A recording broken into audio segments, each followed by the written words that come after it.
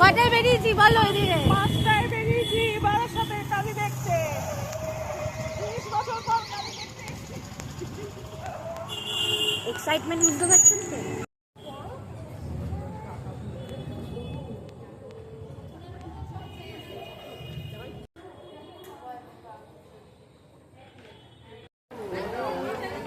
আমি কোন দিক দিয়ে বেরোবো?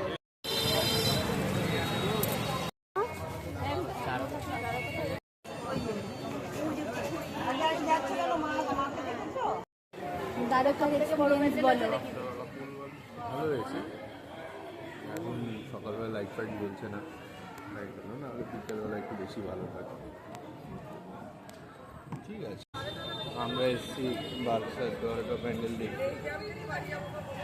প্রচণ্ড ভিড় সকালবেলা, মানুষের বাড়িতে কোনো কাজ না থাকলে যা হয়।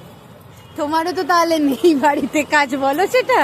আমরা উঠে চলে এসেছি 5টার সময়, আমাদেরও কোনো কাজ ছিল না মনে হয়।